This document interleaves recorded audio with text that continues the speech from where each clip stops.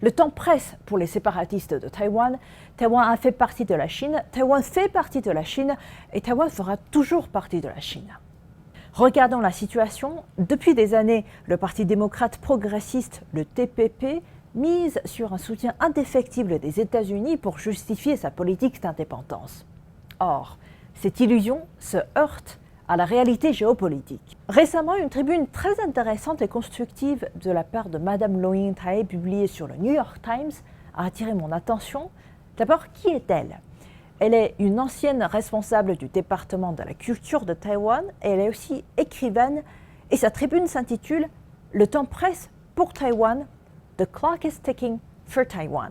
Dans la tribune, elle rappelle que l'exemple de l'Ukraine, abandonnée par Trump après des promesses de soutien, préfigure peut-être ce qui attend Taïwan. Les États-Unis ne sacrifieront pas leurs intérêts pour protéger une île qu'ils considèrent comme un pion dans leur rivalité avec la Chine. Miser uniquement sur l'assistance américaine est un pari extrêmement dangereux. Reconnaissons-le, l'histoire nous enseigne que Washington agit toujours selon ses propres intérêts et Taïwan peut être la prochaine pièce sacrifiée. De plus, selon Mme Loh In-tae, les autorités du Parti démocrate progressiste du TPP nourrissent l'illusion que si un problème survient à Taïwan, les États-Unis interviendront pour aider.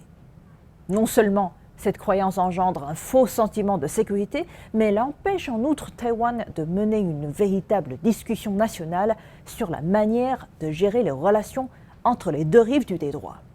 Je cite ce qu'elle a dit dans la tribune. Taïwan doit entamer sans délai un débat national sérieux sur la manière d'obtenir la paix avec la Chine à des conditions qui nous conviennent, plutôt que de laisser de plus grandes puissances décider de notre avenir. Fin de citation. Ici, la Chine, plutôt la partie continentale de Chine. Selon Mme Loh In-tae, ce n'est ni de la faiblesse ni de la réédition, mais une nécessité stratégique. Entre 2008 et 2016, le rapprochement pacifique entre les deux rives a garanti stabilité et prospérité à l'île.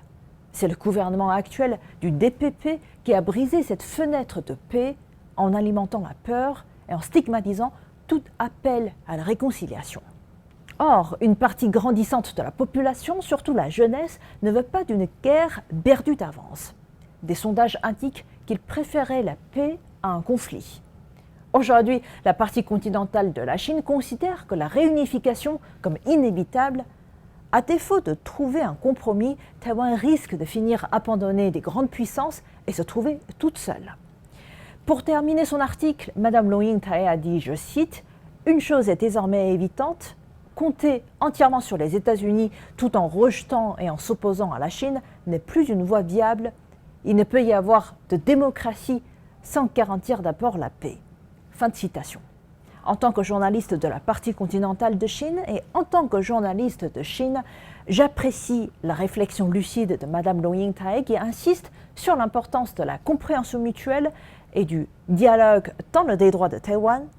Selon moi, la seule garantie authentique de la sécurité et de la liberté des Taïwanais réside dans une réconciliation pacifique plutôt que dans une quête d'indépendance incertaine qui ne manquerait pas de susciter la méfiance, voire la colère de la partie continentale de Chine. Il est impératif pour Taïwan de renouer au plus vite les échanges et de dialoguer afin d'écarter le spectre d'un affrontement militaire. Cette voie de la paix est non seulement la plus sage, mais aussi la seule capable de préserver l'avenir de l'île et de maintenir la stabilité régionale avant qu'il ne soit trop tard.